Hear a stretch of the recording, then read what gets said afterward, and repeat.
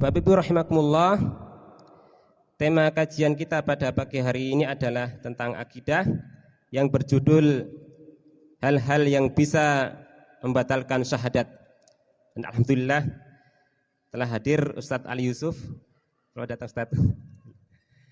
Yang insya Allah akan kita dengar bersama-sama tausiah beliau. Semoga kita bisa mengambil ilmu dari beliau dan kita amalkan dalam kehidupan kita sehari-hari.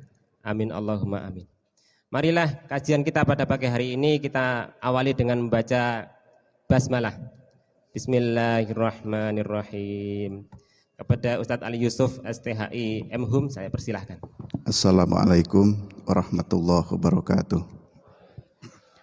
Ibu-ibu, bapak-bapak, jemaah sekalian yang rahmati Allah Subhanahu wa taala. Alhamdulillah amin, pada kesempatan pagi ini saya bisa bersilaturahim kembali dengan Bapak Ibu jemaah sekalian. Untuk kajian pagi ini, saya akan membacakan satu kitab berjudul Aqidatut Tauhid wa Bayanu ma yudadiha aw yankusuha minasyirkil akbar wal asghar wa ta'til wal bid'ah wa ghairi dzalik. Ustaz Zakir yang saya hormati pula, saya diminta menjelaskan tentang hal-hal yang membatalkan syahadat seperti yang disampaikan oleh saudara moderator. Mungkin kalau bicara yang membatalkan, Bapak Ibu harus tahu dulu rukunnya apa, syaratnya apa. Jadi enggak nanti tiba-tiba membatalkan sholat. Nah, kita harus belajar dulu rukun sholatnya apa, syarat sholatnya apa. Jangan seperti Abu Nawas. Abu Nawas itu pas sholat dia ngentut, tapi ia melanjutkan sholatnya. Setelah selesai sholat ditegurlah oleh temannya, Abu Nawas, lah sholatmu batal. Loh kok batal? Lah tadi kamu kan kentut. Karena kentut itu bisa membatalkan sholat. Tak Abu Nawas, lah enggak batal. Kenapa enggak batal? Saya tidak wudu kok. Jadi orang yang batal sholat itu kalau dia wudu. Jadi Abu Nawas sholatnya tidak wudu, ya walaupun kentut nggak batal. Nah, jadi sebenarnya bicara apa nih yang membatalkan? Nanti Bapak Ibu berpikir kalau syahadatnya batal harus wudu lagi, harus bagaimana dan seterusnya.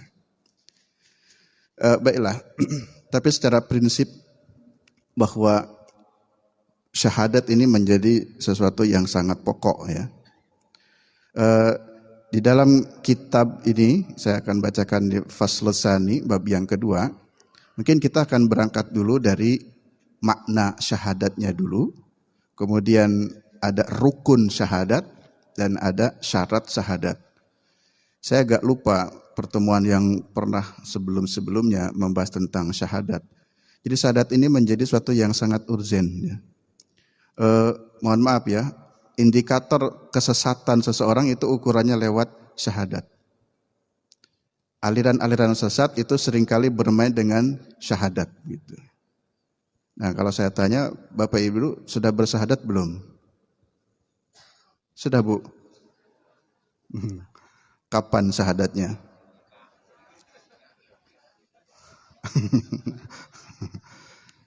Di hadapan siapa? Karena para sahabat itu bersyahadat di hadapan Nabi. Jadi Bapak Ibu pernah bersyahadat di hadapan siapa? Gurunya siapa? Coba diingat-ingat. Belum pernah kan? Nah, kalau begitu syahadat Bapak Ibu masih diragukan. Karena sahabat itu bersyahadat langsung di hadapan Nabi. Ini Bapak Ibu syahadatnya di hadapan siapa? Nah, mau tidak bersyahadat yang benar Bapak Ibu? Mau. Kalau begitu, mari syahadat di hadapan saya. Nah, nanti digiringlah begitu. Diajaklah satu aliran. Antum ini belum syahadat, Islamnya belum benar. Hanya kan dicuci otaknya tentang makna syahadat. Bingung juga, iya ya, kapan saya bersyahadat? Hanya mau tidak bersyahadat dengan benar? Ya tentu mau. tapi kemudian karena keawaman tentang satu ilmu, diajak, kalau begitu mari ikut guru kami. Kamu bersyahadat di hadapan guru kami. Nah, akhirnya bersyahadatlah di hadapan gurunya dia. Yang kemudian dia akan menganggap siapapun yang tidak bersyahadat di hadapan gurunya, maka keislamannya tidak benar. Nah, inilah orang-orang yang bermain ya, dalam syahadat. Atau bahasa lain saya ingin mengatakan, terkadang ada orang yang jualan agama gitu. Jualan agama tapi untuk kepentingannya yang tidak sesuai dengan ilmu yang sebenarnya. Baik. Makna syahadatain, ya ini ada dua ya. Syahadatain kan dua nih. Ada disebut dengan syahadat tauhid dan yang kedua syahadat rasul. Kalau syahadat tauhid pada kalimat asyhadu alla ilaha illallah. Kalau syahadat rasulnya wa asyhadu anna muhammadar abduhu wa rasuluh. Nah, di sini disebutkan makna syahadatu an la ilaha illallah i'tiqadun wal iqrar annahu la yastahaqqul ibadu illallah wal tizamu dzalika wal amalu bihi. Jadi makna dari syahadat itu adalah keyakinan,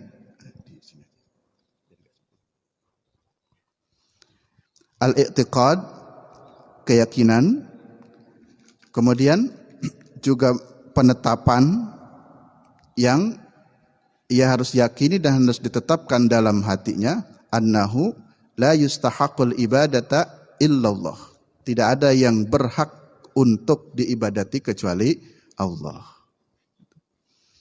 Memang konsep keimanan itu kan seringkali nampak abstrak ya.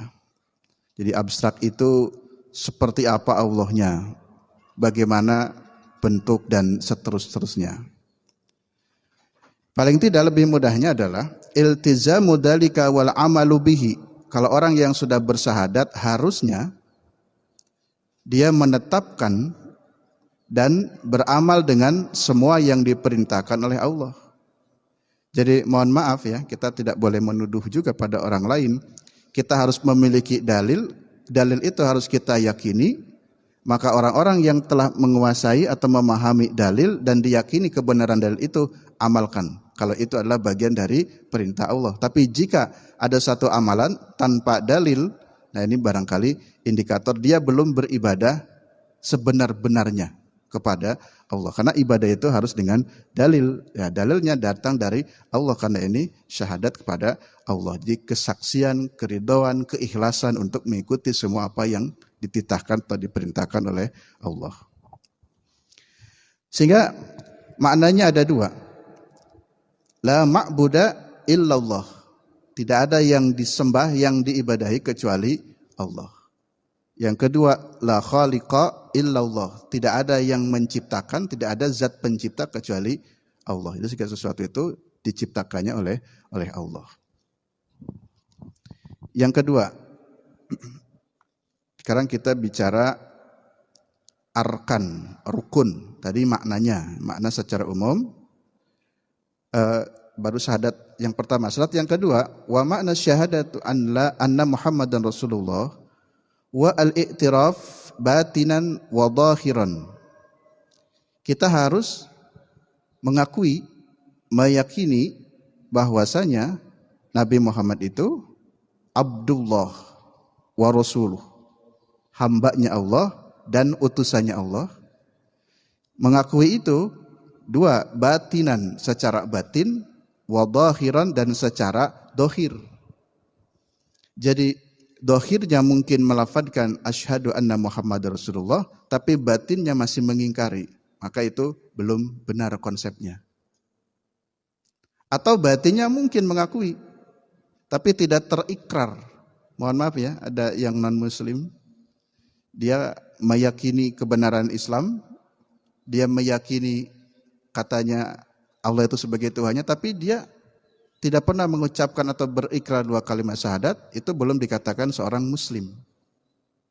Ya, yang kita pernah mendengar kisah Abu Thalib, walaupun di dalam hatinya meyakini kebenaran Nabi Muhammad, walaupun itu ya ponaannya, tapi meyakini ajarannya, tapi kemudian diriwayatkan tidak terikrarkan, tidak terucapkan, tidak muni kalimat syahadatnya, maka dianggap tidak muslim. Jadi harus dhahiran wa batinan. Ya, dhahiran juga maknanya tidak boleh menyelisihi apa-apa yang sudah diajarkan oleh Rasulullah SAW. Ya.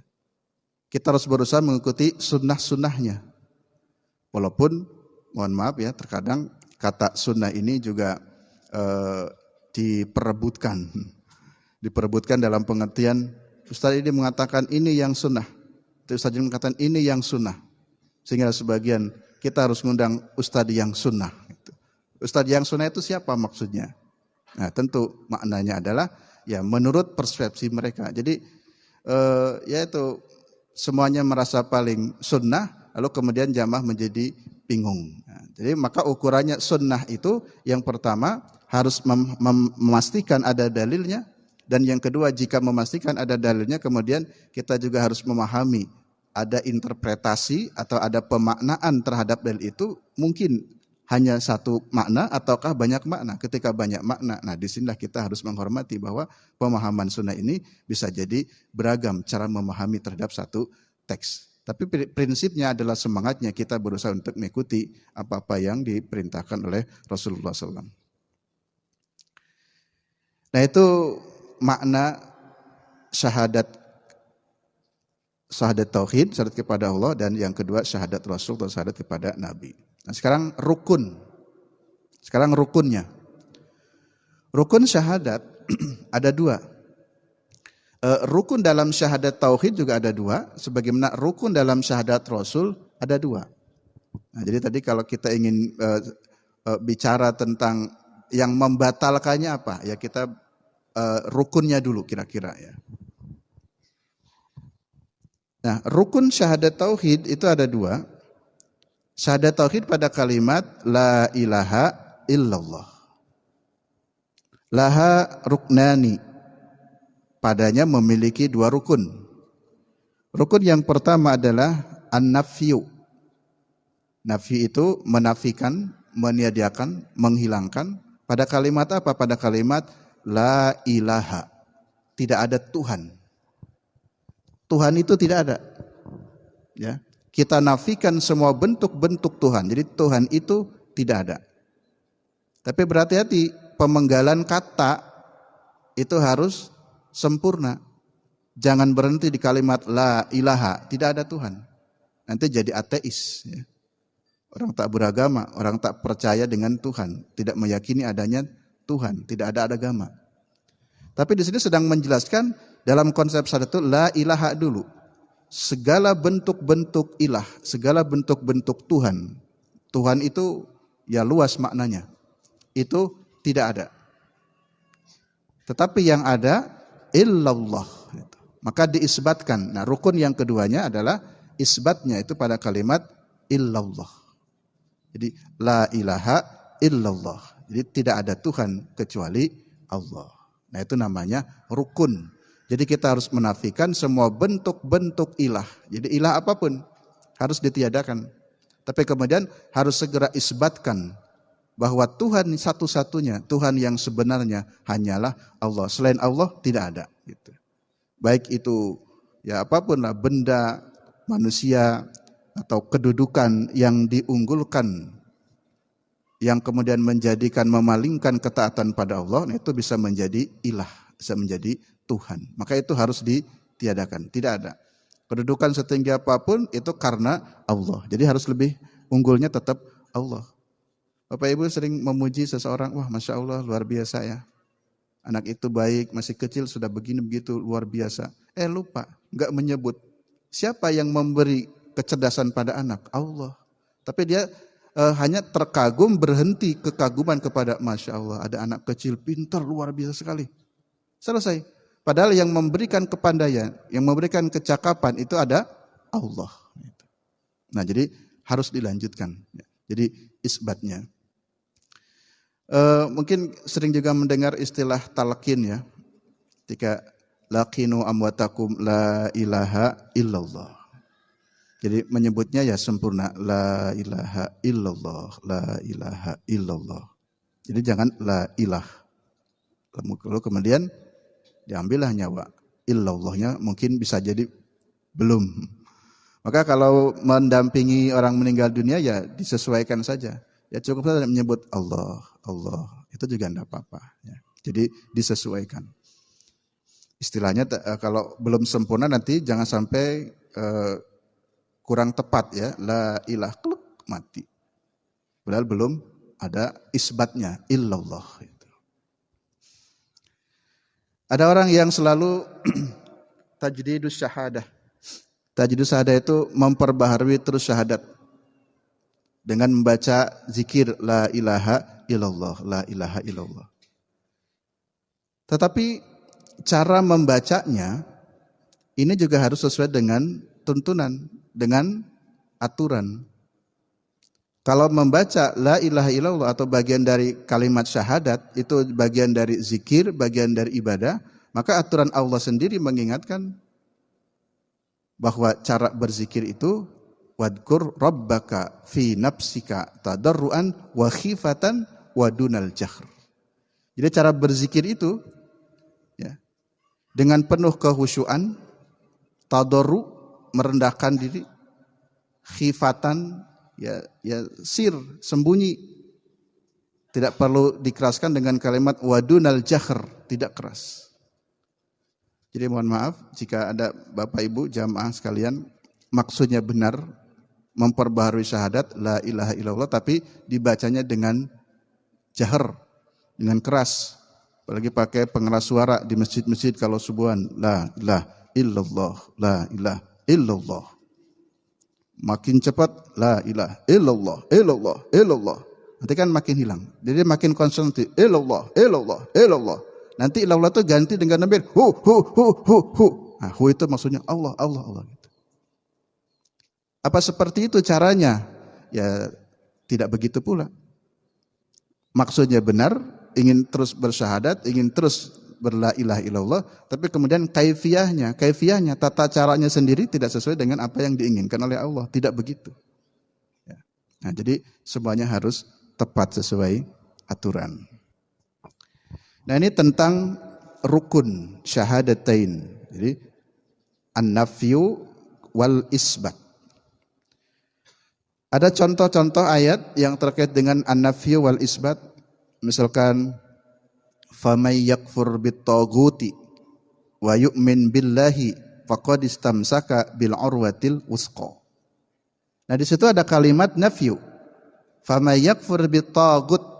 Siapa orang yang mengkufuri tagut. Nah, tagut itu harus dinafikan. Wa yu'min billahi, dan beriman kepada Allah. Nah, kalimat yu'min billah itu namanya kalimat isbat. Jadi harus ada yang dinafikan, harus ada yang diisbatkan. Togut-togut harus kita nafikan. Lalu isbatkan, apa yang diisbatkan? Allahnya.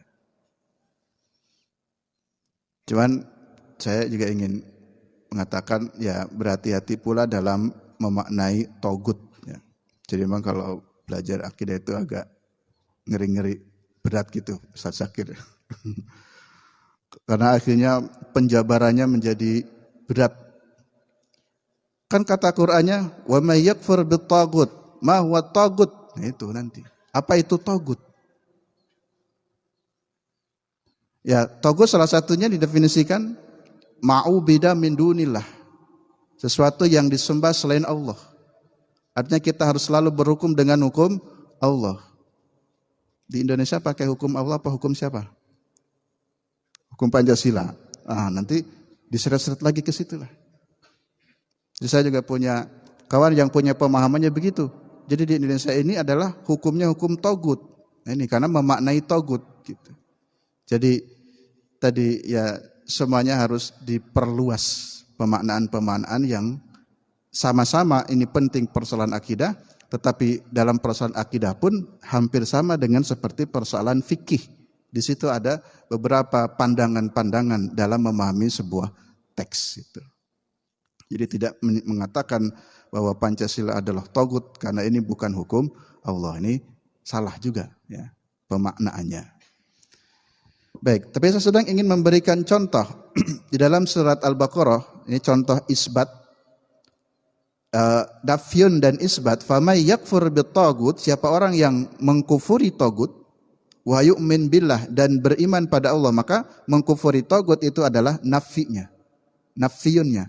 Itu harus ditiadakan semua bentuk-bentuk tagut, lalu kemudian isbatkan wa yu'min billah. Yang harus diimani itu adalah Allah, bukan tagut, tapi Allah.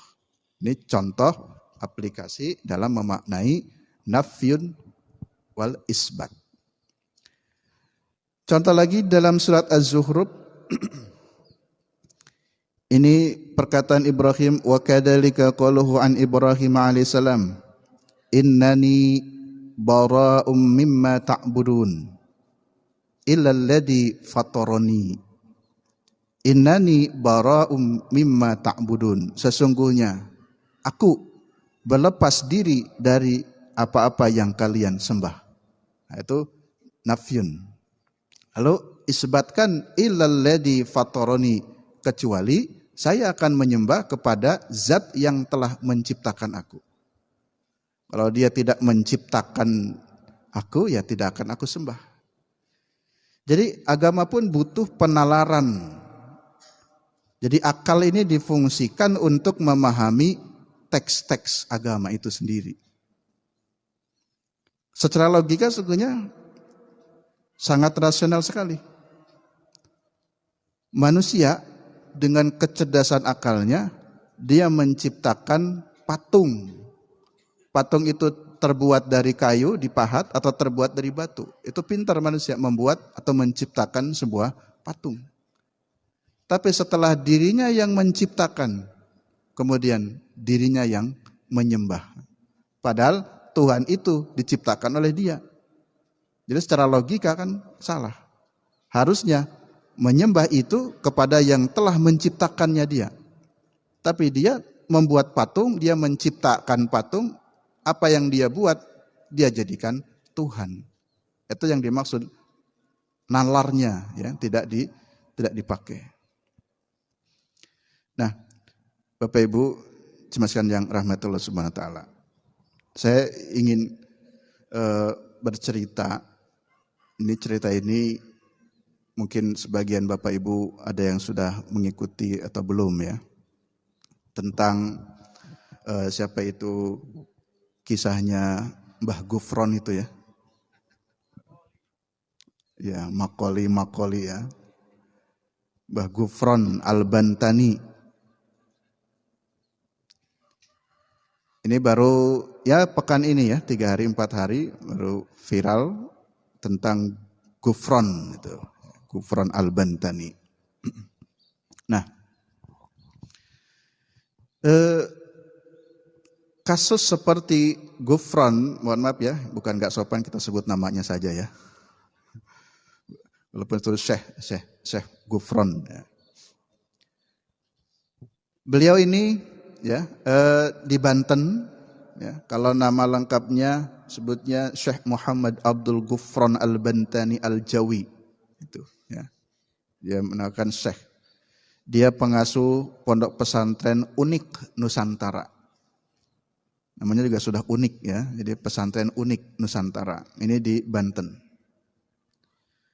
Pengalaman spiritualnya, dia katanya berguru langsung kepada Allah. Selama 40 tahun bergurunya.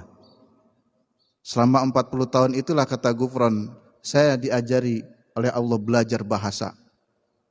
Bahasa jin tahu, bahasa malaikat tahu, bahasa binatang, semut, cacing juga tahu. Jadi semua bahasa makhluk-makhluk beliau paham. Katanya itu diajari oleh Allah selama 40 tahun. Jadi 40 tahun yang lalu. Nah, sekarang sudah merasa besar, pengikutnya sudah banyak. Saya ingin mengatakan begini, fenomena yang seperti itu bukan satu-satunya. Dan juga mungkin bukan yang terakhir. Sejak masa Nabi juga sudah ada. Kan ada orang yang ngaku Nabi, Musailamah, sehingga disebut Al-Kadzab. Ini Gufron Al-Kadzab. Ya. Banyak sekali orang-orang yang mengaku begitu. Baik, supaya tidak fitnah informasi ini, saya lanjutkan ya kisahnya. Saya ingin menyampaikan dulu beberapa hal terkait dengan ini contoh yang bisa merusak syahadat. Ya. Dia mengaku pengalaman spiritualnya 40 tahun belajar bahasa langsung gurunya Allah. Ghufran pun bisa berkomunikasi dengan malaikat. Dia juga cerita, tadi malam saya habis ngobrol dengan Nabi Khidir gitu. Terus malaikat itu bisa diperintahkan oleh dia. Karena ada yang nyerang akunnya dia, ada yang nyerang tentang ajarannya dia bilang di dalam pengajiannya. Intinya yang begitu itu nanti langsung saya perintahkan malaikat Israel cabut nyawa orang itu. Wah, gitu. Nanti dicabutlah dia. Lalu kalau ditanya oleh malaikat, ya Ghufran, kenapa kamu enggak sholat? Lalu malaikat Munkar dan Nakirnya, saya marahi. Gitu. Kamu enggak usah nanya-nanya saya. Nah, gitu. Tapi anehnya, pengikutnya banyak sekali. Ya. Pengikutnya banyak sekali, melebihi dari pengikut yang di sini. Jadi fenomena, mohon maaf, aliran-aliran sesat itu sering terulang terjadi berkali-kali. Kenapa? Karena mohon maaf, istilah pentingnya belajar itu agama dengan benar kepada guru yang benar. Tanda kutip istilah lain, guru itu bersanad gitu. Nah, minimal bersanad itu jelas background keilmuannya itu dari mana. Mesantren enggak, baca kitab enggak bisa, baca Quran saja enggak bisa, itu Ghufran suruh baca Quran enggak, suruh bacanya itu kepada asistennya. Coba baca, ya bisa baca Quran enggak? Jadi banyak beberapa contoh ngaku jadi nabi, sholatnya enggak, bahasa agama pun tidak paham, kok berani sekali yang ngaku jadi nabi. Imam Hanafi, Maliki, Syafi'i yang keilmuannya di atas kita pun enggak berani ngaku jadi nabi. Itu diantara beberapa hal tentang Ghufran ya. Nah, supaya tuntas nih, saya ingin melanjutkan. Ada 6 kedustaan Ghufran. Ini mohon maaf bukan sedang menyerang Ghufran Pak ya. Tapi ini saya sedang menjabarkan ini yang bisa merusak akidah yang begini gitu. Saya mencoba mengamati ya. Dia ini sering mengatasnamakan Rasulullah SAW, hadis Nabi, sabda Nabi begitu. Ini salah satu saya ingin bacakan hadis yang ia bacakan. Rabbana qalli innaka iyaya qalli inna falama dunya wal akhirah qalayama ma'allah wa ma qalli inna rahmatan waliya waliyallah wa ma qalli inna rahmatan hidayatan wa ma qalli dana yamami kalam. Jadi banyak semua dalil mesti makoli ya semuanya ya. Jadi makoli inna rahmatan katanya ini bahasa apa? Suryani, sayur nih. Sayur ya. Bahasa Suryani, Surya. Yang ahli bahasa pun sudah memberikan banyak bahasa Suryani apa, itu justru malah bahasa jin itu, bahasa dukun, bahasa perdukunan. Saya lihat bentuk tulisannya yang ditampilkan, itu yang hurufnya itu apa ya, semacam raja ya. Nah itu tulisannya itu alif, dal, ya, lam. Lalu kemudian disambungkan, jadi kalau dibaca itu menjadi Azazil. Azazil itu artinya kan iblis. Gitu. Berarti artinya dia memuja iblis. Tapi karena mohon maaf ya, yang mendengarnya pun tidak paham agama, ini memang mohon maaf ya, kita harus akui bahwa di Indonesia ini masih banyak yang belum ya, melek akademiknya dan agamanya. Jadi kalau ada orang yang pinter bicara, apalagi confident, wah pokoknya yakin sekali, mantap sekali, terhipnotis, apalagi bisa sedikit-sedikit bahasa Arab, wah pokoknya dah mantap. Jadi semuanya manut. Setiap kalimat mesti kalimatnya itu ya maqoli ya maqoli ya maqoli rahmatan mendoakan Surabaya, ya maqoli rahmatan Indonesia dan seterusnya lah. Jadi kalau diperhatikan kalimatnya sama, cuman itu saja yang diulang-ulang. Dia mengatakan ini sabda Nabi. Coba nih ada Ustaz Syakir ahli hadis. Cek matannya ada enggak? Enggak akan ketemu, mengarang sendiri kok ya maqoli ya maqoli. Nah itu. Jadi ini dia telah mendustakan Rasulullah SAW. Ini bagian syahadat Rasul. Padahal kata Nabi, man kadzdzaba alayya muta'ammidan falyatabawa maq'adahu minan nar. Nah ini merusak syahadat ini. Ini contoh kedustaan. Ini contoh yang merusak syahadat. Ya. Dia selalu menyandarkan ini sabda Nabi, sabda Nabi. Tapi yang dibaca bukan sabda Nabi.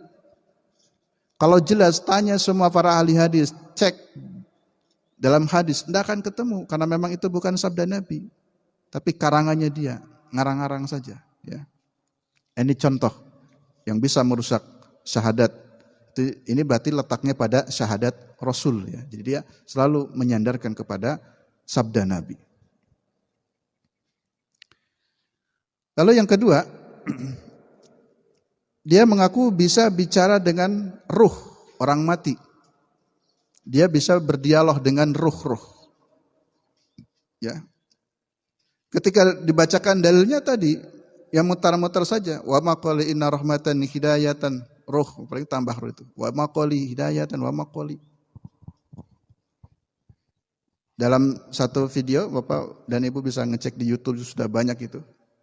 Ini saya sedang memberi contoh itu yang merusak, bukan untuk yang diikuti ya. Biar tidak salah keliru tangkap. Itu contoh yang merusak syahadat. Ini contoh dalam syahadat Rasul. Sekarang contoh yang merusak syahadat itu seperti ini. Ghufran meyakini dia bisa berdialog dengan roh. Lalu ada salah satu tayangan, lalu kemudian dia berziarah kubur, lalu situ dia berdialog dengan beberapa sunan-sunan yang dikubur dengan di sampingnya orang-orang, lalu mengkomunikasikan. Nah, roh ini sudah dijelaskan dalam Al-Quran. Dalam surat Al-Isra ya, wa yas'alunaka 'anir ruh. Mereka bertanya kepada Rasul, bertanya kepadamu tentang ruh. Tapi Nabi enggak bisa menjawab hakikat ruh yang sebenarnya seperti apa, bagaimana, apalagi sudah bisa berdialog. Nabi sendiri tidak paham, tidak tahu. Sehingga Nabi diperintahkan Allah, katakan saja, qulir ruh min amri rabbi. Katakan saja pada mereka Muhammad, yang bertanya tentang ruh itu adalah min amri rabbi. Itu urusanku, urusan Allah. Wa ma utitum minal ilmi illa qalila. Sedikit sekali pengetahuan saudara-saudara sekalian tentang ruh. Walaupun ada perdebatan, tetapi dalil-dalil yang lebih kuat yang saya yakini adalah bahwa ruh-ruh itu setelah idza qubidar ruh ya. Jadi kalau ruh itu sudah diqobid, sudah ada dalam genggaman Allah, maka si ruh-ruh itu tidak akan bisa ke alam ini lagi. Jadi kalau ada istilah orang gentayangan, itu bohong. Ruh gentayangan itu tidak ada. Padahal si ruh-ruh saja melakukan dialog dengan Allah dalam Quran, dalam teksnya.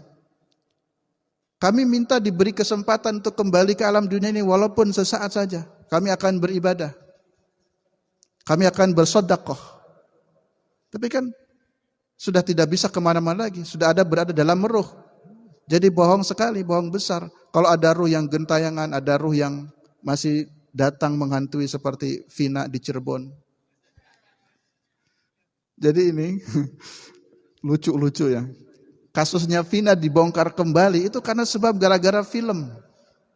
Mungkin kalau nggak ada film yang diviralkan, mungkin kasus ini tenggelam. Sebagaimana 8 tahun yang lalu tenggelam. Bapak kalau lihat itu filmnya ya, film tentang Vina itu ya. Ya saya mengikuti maksudnya. Ini perkembangannya ini seperti apa sih filmnya? Ada trailernya di YouTube ya. Tapi akhirnya sebagian orang, enggak tahu sebagian besar atau sebagian kecil ya. Sebagian besar meyakini katanya ruh Vina yang Cirebon itu yang dibunuh dia merasuki ruh temannya siapa? Si Linda. Dia menyampaikan informasi yang sebenarnya seperti ini. Lalu orang meyakini, direkam, rekamannya dijadikan alat bukti pengadilan. Tidak bisa itu. Ini sebagai alat bukti, ini ada rekamannya. Yaitu jin. Jin yang masuk. Ya. Di dalam beragama, mimpi saja tidak bisa dijadikan sebagai kebenaran, sebagai wahyu, kecuali mimpi kepada para nabi dan rasul saja. Apalagi ini cuman kerasukan. Ya. Jadi tidak bisa begitu. Ya. Jadi logika akal kita ini malah tadi karena masih banyak terpengaruh memang dengan ya ajaran-ajaran nenek moyang itu masih kuat. Cuman pertanyaannya ya, ini ngajinya mungkin belum berangkat ke Bodeh mungkin ya.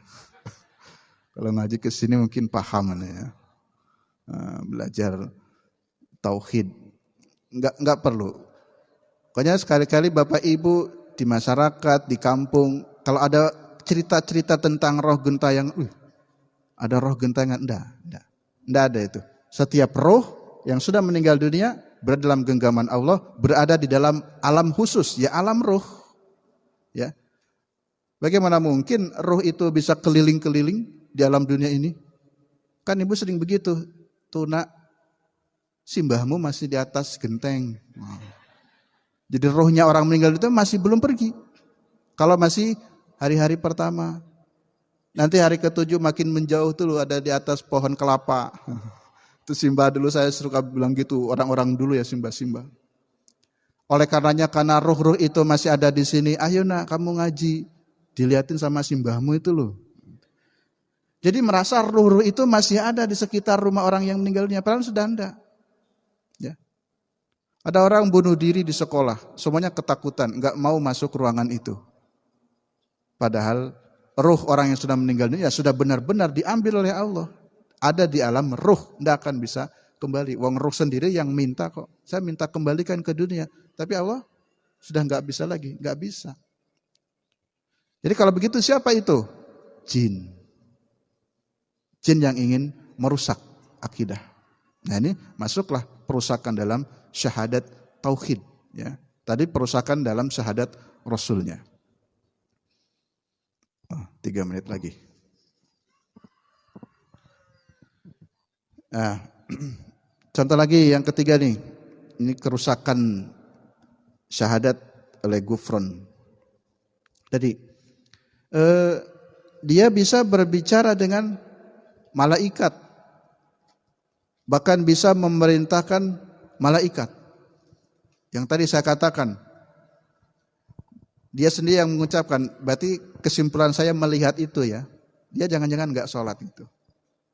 Karena ketika dia bilang, kalau malaikat munkar nakir datang kepada saya, nanya-nanya sholat saya, kan saya marahi. Gitu. Berarti dia jangan-jangan nggak sholat. Ya. Bisa memerintahkan malaikat. Tapi ada satu video yang lucu. Katanya dia bisa mendatangkan hujan, bisa memberhentikan hujan. Pas ada satu acara, itu hujan deras sekali. Ini Gufron tangannya seperti begini mau menghalang hujan, tapi ternyata hujan masih deras. Bukti ya, nggak ada mukjizatnya ya. Ternyata ya hujannya tetap saja deras ya. Kalau Mbak Rara nggak tahu saya ya. Ini bertentangan dengan dalil Al-Quran. Malaikat itu dalam surat At-Tahrim kan sudah jelas bukan. Malaikat itu adalah satu makhluk yang la ya'sunallaha ma amarahum wa yaf'aluna ma yu'marun. Malaikat adalah makhluk yang senantiasa taat kepada Allah. La ya'sunallah. Tidak mungkin menentang Allah. Masa nurut sama Gufron? Masa diperintahkan oleh Gufron manut malaikat? Tidak mungkin. Logikanya jelas, logikanya salah. Tapi pengikutnya itu percaya, mantap. Gitu. Padahal kata Quran, la ya'sunallah. Malaikat itu makhluk yang tidak akan pernah durhaka kepada Allah. Selalu maknut apa yang dikatakan oleh Allah. Gufran itu Allah bukan? Bukan. Gufran Tuhan bukan? Bukan.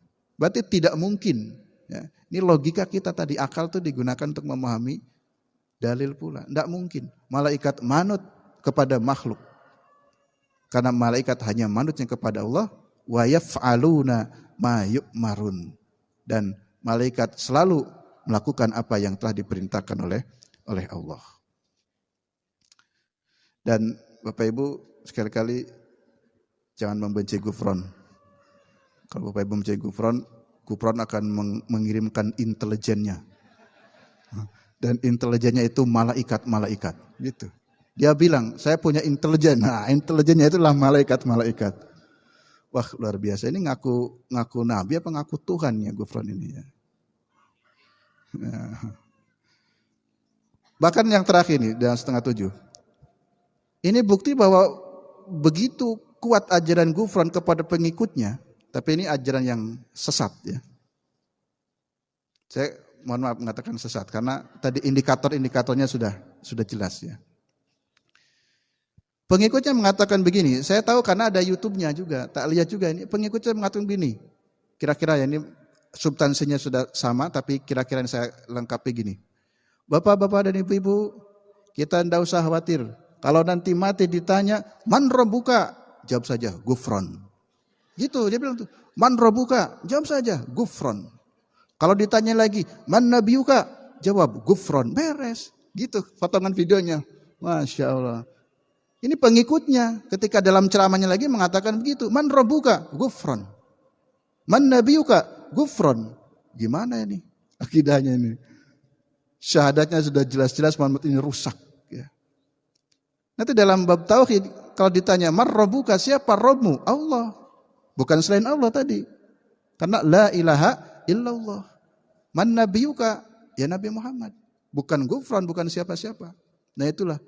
Ini contoh ya, fenomena yang benar-benar bisa merusak dua kalimat syahadat.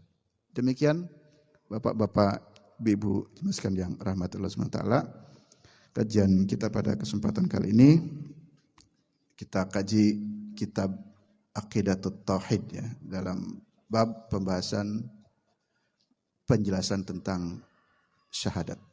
Kurang lebihnya mohon maaf. Billahi taufik wal hidayah. Assalamualaikum warahmatullahi wabarakatuh.